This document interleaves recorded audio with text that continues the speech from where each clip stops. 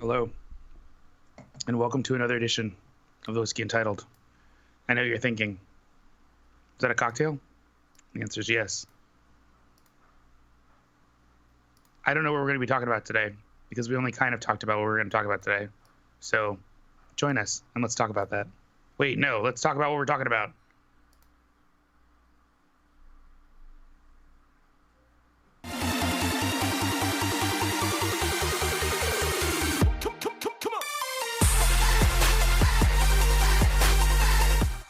Alrighty, boom.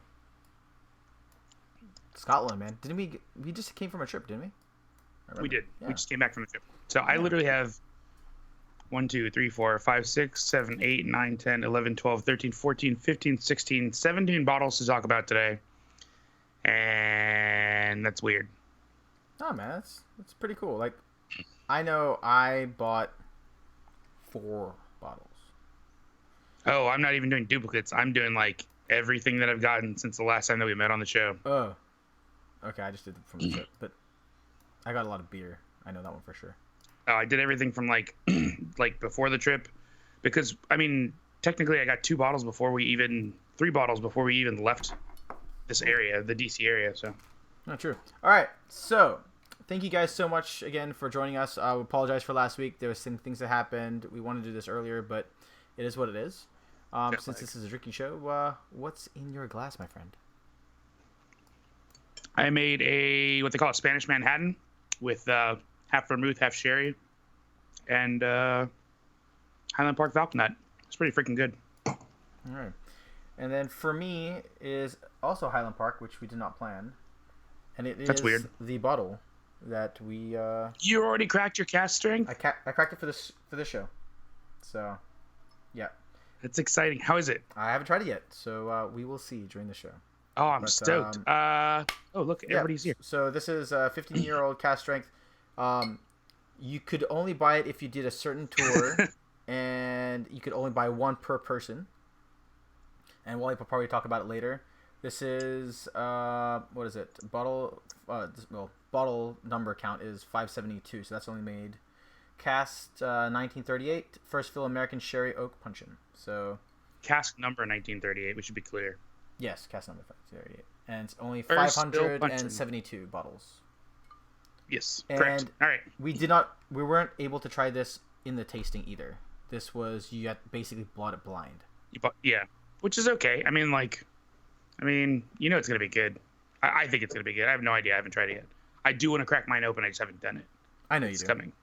I keep trying to take pictures of everything that I've gotten since then. So like literally every bottle that I've been taking a picture of on Instagram has been from this trip. Like either just received just before it, like the Michter's 10, or like received when I got back, or just in between when we left and when we got back. So yeah, and Eric is absolutely correct. The show is going to go off the rails because it always does. Or we'll see what happens.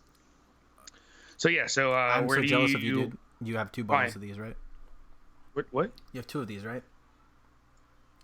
How good is it? Oh, okay. It's that good? Oh, I can't wait to I crack kind of it. want to bite your bottle now. All right. Anyway. Oh my goodness. Okay. Oh no, they're both getting open. All right. Okay, so all right, so before we even left the DMV, the DC, Maryland, Virginia area, Charles flew out here from Portland, Oregon, Yep. PDX, and he brought me a bottle of something I never heard of called Dead Guy Whiskey. Yep. I don't know what to think of this. I don't know what's gonna happen, but I do like the topper. It reminds me of Whistle Pig. Yep. Actually, is this pewter also?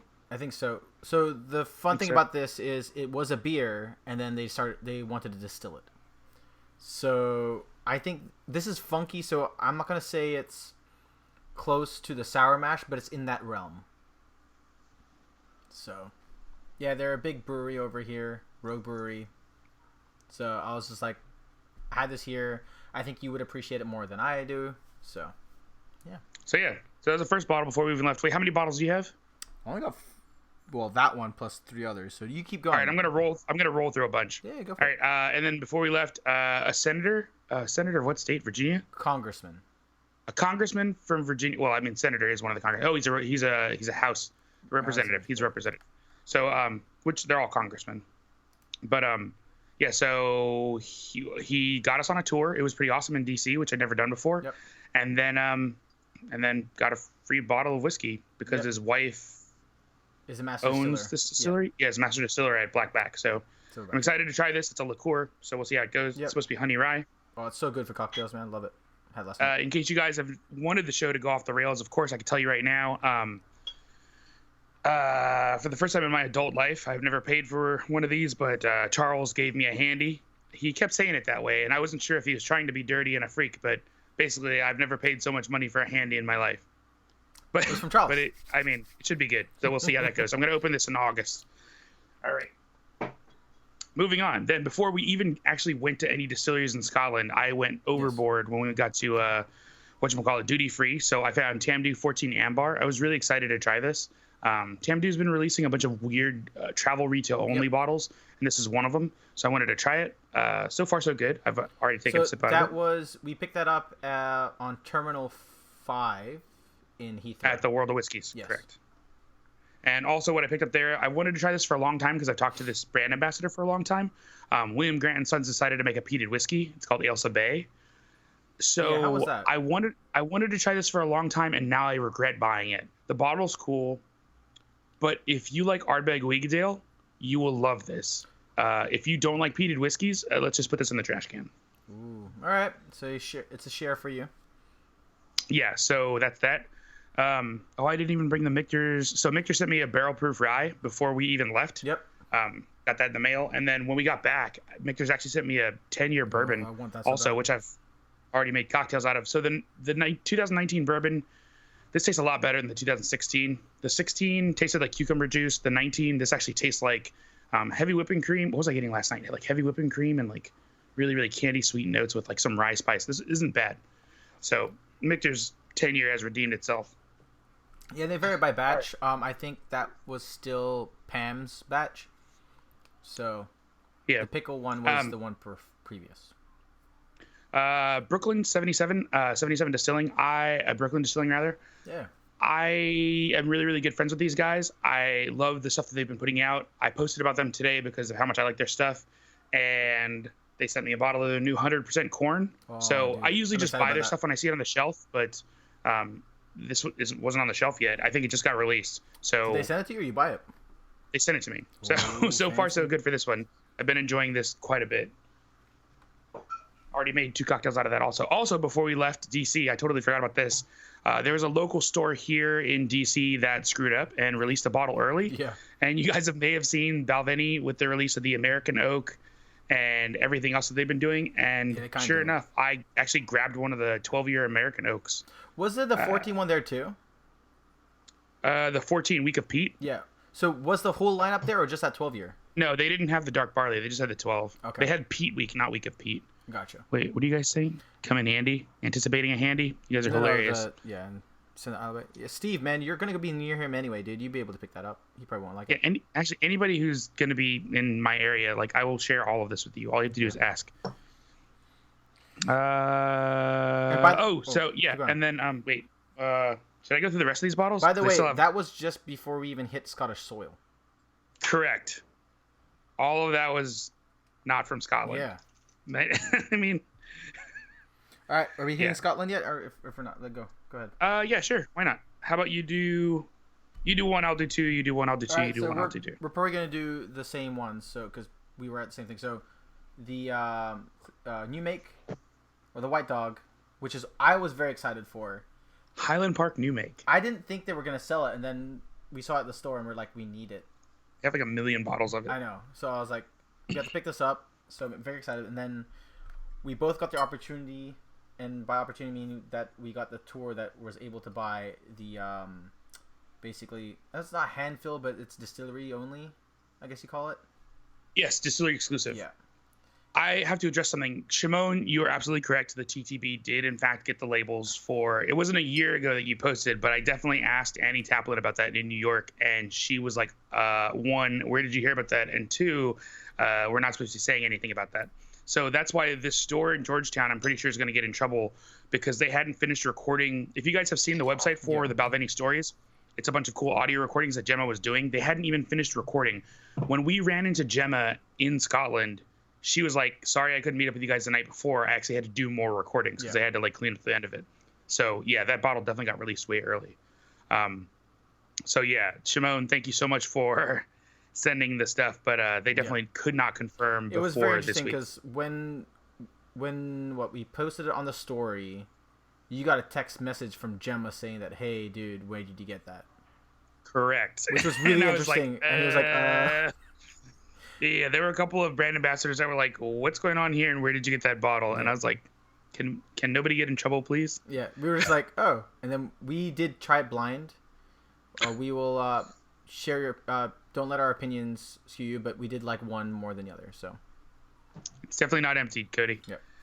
So yeah, So yeah, and then Wally got I a can't second believe you bottle. opened this. I'm really excited, and I got a second bottle by bribing a couple that. So there were 4 of us on the tour, Yes. essentially, and the other couple they just wanted to buy 1 bottle. So I ended up giving them more money than definitely this bottle's worth. And I was like, "Can you please just I buy don't know the about second one?" worth, but Like, you definitely paid a bit more than what what it cost. correct, because it was supposed to be what 100 and how many pounds? It was like 120 pounds. And then I ended up just giving them $180, which is like way over the exchange rate. But it was worth it. So 2 bottles of this. I can't wait to open it, especially with Charles trying it now. Dude. It sounds like it's amazing. No, it's really good. It's that sherry that you like, but it's got more spice. So you might. I don't know about you, but I'm almost at the brink where I need to add water. It's almost as hot. Ooh. So Because it's what percentage? I mean, it's 60% yeah. alcohol. So like I like it because that it's not ginger. It's that spice. It's that sherry spice that you get in the back and in the front of the mouth. It doesn't dry either. You know how like I don't like the dryness. It's not there. Yeah. It's so good. You got 2 bottles, man. Show open one. I'm going to. Oh, and then during that trip, so we had an amazing tour with Rupert, who was like a whiskey writer, and he also part-time Correct. does tours. Amazing tours, showed us around. Saw like we even went up to the pagodas where Wally freaked out a little bit. And, It's high. Yeah, it is really high. And then yeah, it had an amazing tasting. We tried the new dragon tattoo, which I think we both enjoyed. It was It was good. definitely Not more good enough that I appley. wanted to buy it immediately, but it was It was good. definitely more appley than I thought it was going to be. Surprisingly more candy sweet. Yeah, and then we had the But that's 12, the red wine cast. the 18. What else do we had? The 25, 12, 18, 30, Herald, 25, 30, 40. There's one more. It was everything. There's one more. Herald and there's Besides- one more. Another one of those named ones. Oh, another one of the Vikings. Yep. And then during that trip, we also went to the Orkney Hotel. I think that was correct, right? Was it Orkney Correct. Hotel? And then we tried the bear, the eagle, and the Wolf. wolf. And those were different. We were a bit surprised because of I really like Highland Park, like generally speaking, and I was really excited to go to Highland Park. But trying those 3 travel retail bottlings, yeah. if you guys have tried the bear, the eagle, and the wolf, I was having a conversation with somebody on Instagram about this. They DM'd me, and I just asked them which was their favorite, and they just told me the most expensive one. And I was like, man, I couldn't get into any of them. I thought they were all really lackluster for what Was they it the are. bear This that was good, or that it was okay? And yeah, I think the bear was the cheapest one, and that to me had the best flavor profile of them, but it was just okay. And then Um, I tried wouldn't do a it. bunch of the Highland Park Saskatchewan Whiskey Society bottlings, which were great. Oh, those are solid. Yeah, and then I think it was the Asian barbecue was probably my favorite. Not just because of the name, just it was that good. It was legit. But yeah, no, had a great time. Thank you, Heba at Edgerton, for hooking us up with that. That was really appreciated. It was amazing. Oh my gosh, I've sent her so many emails. Yeah, we had a tour as well. We learned history. So I know a lot of people are talking about how Highland Park, why are they going on this whole Viking thing? Well, when we were talking to our tour guide, and they actually feel as though they're more Viking than Scottish because of how the Vikings came there. I think it was it Swedish? No, Norwegian. No, Norwegians. Yeah, Norwegian Vikings came Norse. over. Norse. And then yeah, it was just amazing to see history. I hugged a rock that was older than Stonehenge. It was just amazing. It was an amazing experience, and I personally thought that the Highland Park Viking mark was just a marketing thing, but understand the culture and history that was in Orkney. It might be a bit over the top with their whole Viking stuff, but it's definitely there's history and roots there, and I just want to clarify that because a lot of people are like, oh, they're just jumping on this bandwagon. I'm like, it has a That's little legit. bit. Like that's welcome to Orkney Island, right? Yeah, it was very interesting, and me not being there, like me not going there ever, and then going there is like, okay, it makes sense now. So Yeah, there's definitely a piss ton of stories that they push out from all that stuff. So the second day, we got to go to a place called Skara Brae, which is like 3000 BC, and this place is amazing. So one of you guys actually sent me a message while I was in Scotland and asked, "Is Highland Park behind what's going on, HTZ? Is Highland Park behind Skara Brae the whiskey?" So yes, apparently Highland Park gives over their new make spirit, and then Skara Brae they get their own barrels and age it themselves. Yeah. Which obviously they don't age it much for 10 years. It's super light, which isn't crazy, but yeah, it's just modified Highland Park. So it's like an indie bottle basically. Yeah. And whoever asked the question, does a great job, because we asked our tour guide, and then our tour guide asked some people, and she found the answer, and like that was awesome. So yeah. So that was very, very cool. Oh yeah, sorry, that was a mini bottle. And then we also had 18 on the cliffs. Do you remember what the cliffs were? An 18-year-old that was an amazing experience. Yes, Knobby Cliffs. Yeah, that. Yep. So I even saw Wally put his camera down and just like experience it, like because you had to like soak it in. It was so gorgeous. It was freaking gorgeous. And the funny part about it was a detour. Our tour guide was asking us, "Hey, do you guys want to go here or do you guys want to go grab lunch?" And we're like, "Whatever you want." And she's like, "I got to take you there." I'm like, "All right." Yeah. And it was worth it. I mean, actually, that's the picture that Highland Park or Edgington is borrowing from me so they can put in their calendar. Yeah. So, like, it was legit. It was so good. Sort of like MGP for Scotch. Kind of like MGP for Scotch, but... probably on that island. Not on the same level. Yeah. Because Scappa's there, too, so there's other options. And it was Scappa that let... So we also went to a gin company that was over there, and I think a lot of the times they... Kirkivar? Yeah, they allow each other to kind of use their own stills and stuff like that back in the day. So, but yeah, it's a small island, by the way. It was a tiny plane. It was complicated with the camera gear. He drove around the whole thing. But I would go back again. Like that was definitely I would go back. Even though I saw it, I'll go back for sure. I'd retire there. The winds. By the way, there is no trees on that freaking island. Okay, there's some like tiny...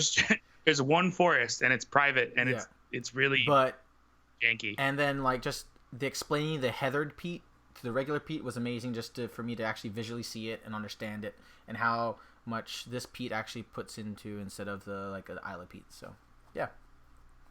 All right. Yeah, Eric, of course. And then we're flying back to mainland Scotland. What did we do? Did we pick up? You didn't pick up any bottles. What was the first distillery we went to? Glenrothes, which is a closed tour, which was great. We got to fill a barrel, which I thought was amazing. Got to see the old facility, and then the new facility. Yep. That was pretty cool, and they have a cemetery right next door, which is kind of odd. Yeah, there's a lot of history there, Glenrothes. We both of us have personally tried the lineup, so except for the 25 because we don't have that, but it was great just to understand what type of grains they're using. Concerto, I think was the grain they were using. Laureate. They had switched. Yeah. So it was just interesting how they were explaining that. Got to take your picture in the still room, and it didn't blow up, which is great. But yeah, no, it was great. It was a great tour. It was a very personal tour. And then we went to the Big Daddy. After that. No, then we went to Macallan for lunch. Sorry, we went to Glenfiddich. Sorry, we went to the malt room for lunch. The malt barn rather. Yeah, so if you guys have ever been to Glenfiddich and gone to the malt barn where they have like food and the big famous like whiskey wall that Glenfiddich has, it was a really, really good. I didn't take a picture of that opportunity. Either. I didn't take any pictures there. I did take some videos and I took some pictures with Gemma. Did pick up a bottle there. And Glenfiddich did me a huge favor. Their gift shop. I begged them to hold a bottle of port pipe for me, and they did. And I'm so stoked to open this also in August. And I think we got to try that there. Yes. A bit of it. And then, surprisingly enough, Gemma walked by, which was amazing. That was that's crazy. And she snuck in a little bit of Belvini 1982. Sherry Punchin. Sherry Butt. Was it a Punchin or a Butt? She said Punchin. All right. And that was amazing. That was probably one of the best drams I've ever had, especially on the trip. It was just random, too. She's like, oh, she came back and she started pouring stuff. I'm like, all right. Christian, you're correct. We are now qualified to work at a gas station now that we've pumped new make spirit into barrels. And then I'll let Wally talk about the amazing selfie experience he had. I mean, it was just a selfie with Gemma, and then we took a selfie with Dennis McBain. So it was a good time. Oh, like, it was funny. It was a little ridiculous. Wally was like looking like I want to talk to him. Yeah, I was definitely fanboying like hard. Oh, and he took a selfie, dude. Like Wally doesn't take selfies. That was just funny. And I was excited to get in there, and my face looks stupid. And what's but funny I was is he was stoked to hiding be the with those people. Glenfiddich logo too. He's like, "Hey, sorry guys." I'm like, "Don't worry about it." It's because he thinks that's how people identify him. But Yeah. the thing is, like, if you've seen the story He's the of Copperman. like any of the Balvenie stories, like you know what's going on. Like there's like some of the guys there, it's like hard not to know who they look like. Even some of the members of the good family stuff. were there. The Yeah, main that was artist really there. cool. It was really Yep. interesting. And There were a lot of people there. Wally definitely didn't tell me what was happening. There, he didn't spoil it. If you guys were watching the previous episodes, I did ask him at the start of the day which distilleries we're going to. So at least I have that. But everything else was just surprise. So It's a mystery. That's why they call it the present. And then so we went up to McAllen. So how do you feel about that? I feel like I covered this in an Instagram live that I started yesterday. That doesn't count. But since we're already at the 21-minute mark, I'll go through it really quickly. Yeah. Basically, I'll say the same thing I said yesterday. If Sure. you have never been to McAllen and you never visited the old distillery, absolutely go take a trip to the new distillery. See it. It's huge. It's designed by the same people who designed Terminal 5 at Heathrow. So it is literally metal and granite and huge and expansive and enormous and ginormous and just lots of big words for big. But not to sound like a sesquipedalian, but like if you've been to McAllen's old distillery and you've seen how personal and homey and homely and warm and inviting it was, like the dichotomy is really saddening on a level that is, I don't know, just not comfortable. But like if you've never been to McAllen, go see this new thing they've built. It is they described it really well. It's like their old distillery didn't fit the profile of what they want. They want to look like luxury, and so now they're wearing a suit. Before they were wearing sweats, I guess, or whatever. But some of us are more comfortable in sweats, so my experience is very different. Yeah, so for me overall, like, I have to admit that you did kind of put my perspective a bit lower just because of how you were feeling. Like, it definitely showed. Yeah, I didn't mean to be so bummed. But I was just like, no, like, this is crazy. I can understand where you came, like, especially when we went from Glenrothes to McAllen. Like, we did a back-to-back kind of thing, right? So for me, it was definitely what I see McAllen as, like, the suit and tie. That's the reason why they're, when they explain their bottles, they're more like shoulders up, kind of the suit kind of thing with the bottle. It definitely was an interactive thing. So we didn't have a private tour like we usually had with other groups. We had a group of 15 people or so, 15, 18 people. Yeah. And a lot of people that are not whiskey connoisseurs or following whiskey, they just enjoy drinking it.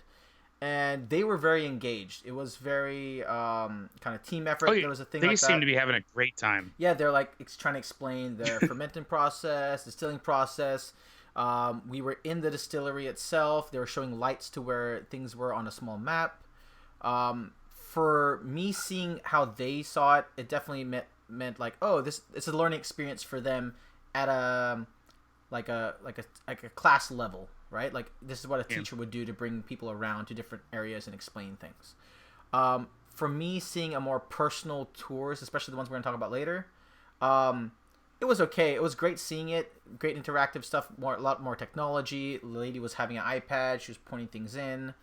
I think the best part of the tour for me was actually talking to the ambassador or the tour guide after everything happened with the dram, because that was amazing, just talking to her and then getting more questions out of her and how they felt and how they see this is the future of what's going to be, and basically explaining it how, like you said, this every time someone came to us, they're like, this is McAllen, this is what it is.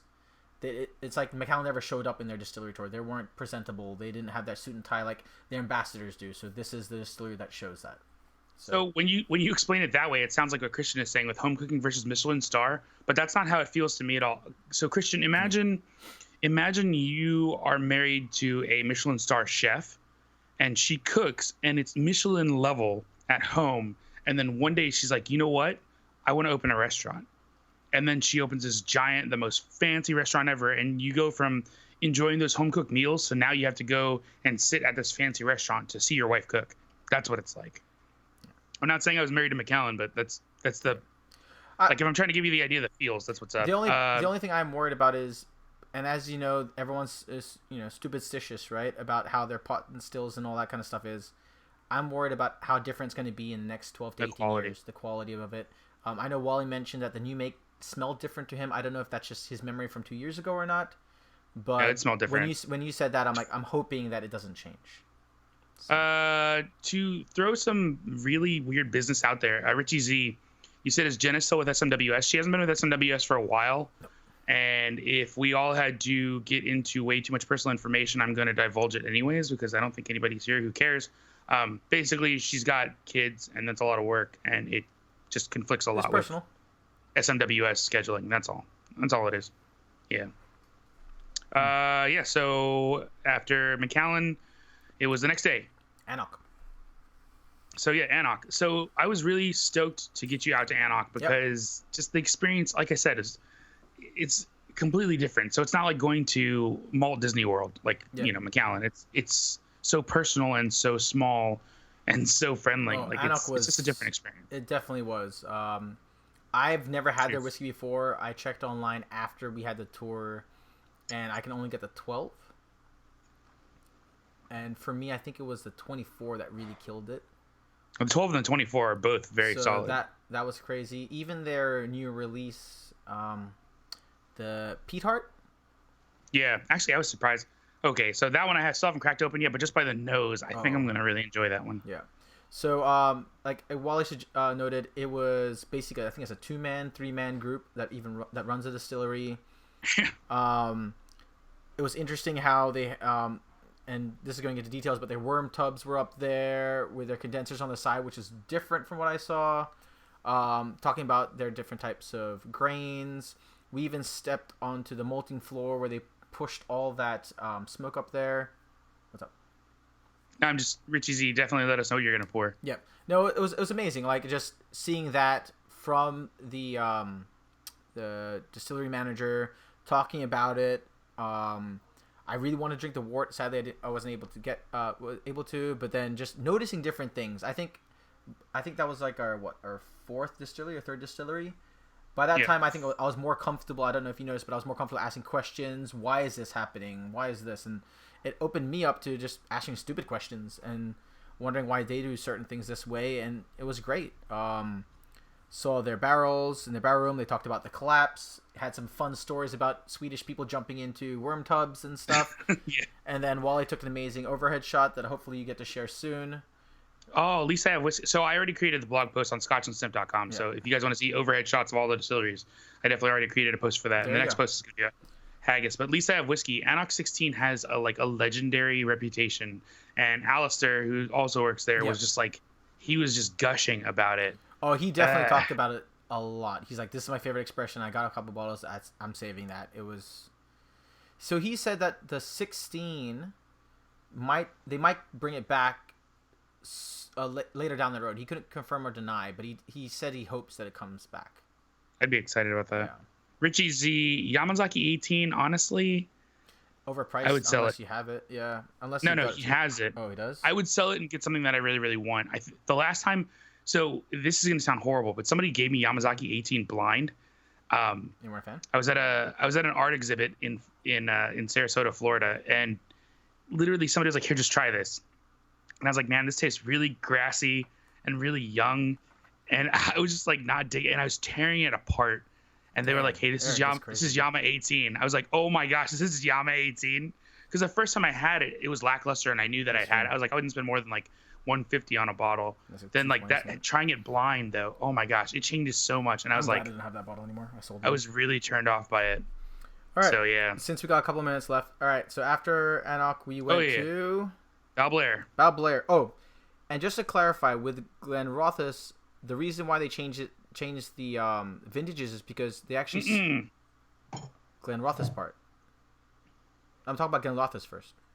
What? We don't care about their vintages? No, I'm just saying how the reason why they changed it from their point of view was the fact that the Edgerton Group bought the rights again from the previous owner, and then they wanted to revamp it. So it was nothing to do with anything. It was just more of like a marketing. That's it. All it is marketing. Yeah. So, and then now we're talking about Balblair. All right, Balblair time. Yeah. Right. Who's also switched from vintages over to years to make it easier for people too. Yep. Yeah. So Balblair was amazing. Basically had a one-on-one tour that Wally never had either. So we both picked up. I picked up the 15-year-old, and we both picked up the hand fill. But if you'll notice, my hand fill looks like it's Scottish. Notice the sachet. Yeah, that was kind of funny. The lady even was that was pretty cool. Shimon, we didn't bring back the Aqua Collection. They actually didn't have it to try, and what they said was it was just an online only exclusive, and it was basically just a year older than the other expressions. There was nothing really different. We thought there was gonna be something different. He said there was nothing different. All right, so went through Bal Blair. They had basically a marketing revamp. There is a new symbol on the bottle. If you can see the time here. symbol. And that was really interesting because when we actually entered, I saw a rock and we didn't know what it was about, and it was actually a symbol of time for them. So they wanted to use their history. It was a symbol of the time for the Picts, right? Yeah. So how it went. So the Pictish people. And then the spider web is supposed to hold time, fabric times, web, whatever thing. Anyway, they explained it in a video and stuff like that, and it was really interesting. They have that symbol everywhere now. And it was great. We saw the distillery. They talked about I think the one thing I remember the most was a guy couldn't spell, so he just put M and T in it, and it was empty. That was kind of funny. That was such a dumb moment. I was like, what? It was funny though. But no, it was great. What was the master distiller? John McDonald. Yeah, John was amazing, very knowledgeable. Told us actually that they started laying barrels down 10 years ago. So the quality has not changed. So if you guys are thinking that the vintages are changing, at this moment they have not changed. Go bourbon. But I do know that like John said, his favorite barrels are the American bourbon. He likes that note. So that's kind of why I think he said 12 is his favorite. And then the 15 is 2 years or 3 years aged in sherry, and then 18 is the same thing. It's just basically finishing, is what he's calling it. Well, 3 years of finishing. Yeah, it's aging. So, but yeah, no, it was great. We got to try the 25-year-old before most people in the world, which is amazing. Yeah, because it's not released yet. Yeah, so that was an amazing dram. The Bal Blair hand bottling was definitely a spicier note. Just FYI, if you guys ever care, Warehouse 10 is where they keep all the good stuff. So if you see anything with the Warehouse 10, that's where you want to go. I heard there's guards and sentries everywhere. But yeah, no, it was a great experience. Their setup was a lot different. I got to see underneath the stills, which we didn't get to see in other distilleries. It depends on where you go. Yeah, and those distilleries we didn't get to see them. Other distilleries anyway. I know Highland Park we couldn't go down there because that's where they filled the other stuff, and that's where the Spirit Safe was. But no, it was very interesting. We even got wee bottles. But yeah, no, it was a lot of fun. I even got to see a Highland Cow when we went to where's that other one we went to? The Coos, Cardew went there. We didn't do a tour, and then we also did not do an official tour at what was it called? Strathila. The Strathila? Where I bought this bottle of Glen Talkers that's so dark that you can't see through it. No, what's that one that we went to, and the guy just said you guys should just walk around. If any of you guys know anybody in Scotland who can get this, Eric, wait. Grab this bottle for me. I'll buy another one. Listen to me. Eric, wait, get that bottle. I know it's expensive, but it's a Glen Talkers 11 year. It is. They have 888 bottles. It's first fill sherry. In 11 years, it looks black. Like this. What's funny is like you weren't even sure about buying that one. This is like a huge sherry bomb. Yeah, the Glen Talkers. I had no idea. I've never bought anything from Glen Talkers. This is freaking bombing. What was that distillery that we went to, and then they said that we couldn't tour, but we could just walk around? Oh, Tamdu? Yeah, how weird was that? Tamdu doesn't do tours. They were like, the stills are on the other side, guys, if you want to go look. And it was open. We could go in there. We took pictures. They even have a cooperage. It was crazy. Yeah, they look like they have a small one. It was just weird how the guy just said, oh, yeah, just walk around. And we're like, it was silly. Okay. You could have flown the drone, dude. You could have flown the drone. But yeah, guys, that was kind of basically our whiskey trip in a nutshell. That was a whole trip. It was an amazing trip. If you guys ever have the chance to, please do. I learned so much. So, Wally, thank you so much for the opportunity to come with you and kind of learn. I learn stuff still. I learn stuff every time I go there. Yeah, no, it's like I wouldn't mind going back to all the distilleries again just to, walk through it. Like, we saw some Porteous, was it a mash tun? The Porteous mash tun. Why did I think of washback? It was mash tun. A bunch of mills, which was kind of cool. Yeah, just hopefully we'll be able to do another one in the next couple of years or a year. But if you guys ever get the opportunity to go to Scotland to do these whiskey tours, reach out to your brand ambassadors. Reach out to the companies. They might be able to help you guys out. Always reach out to brand ambassadors. Yeah. Always. They want to teach and help you guys learn and appreciate what you guys are drinking in your glass every time. So because they don't want to do their job forever and they want somebody to replace them eventually. I agree. And also, if you guys didn't know that the average age of distillers right now they're actually very high. So they're looking for people to replace them. So if you guys are interested in that kind of stuff, you guys are studying for that already. Reach out to those brands that you like because they might have apprenticeships for you guys. So, hey, you guys are talking about one day, but like it's not.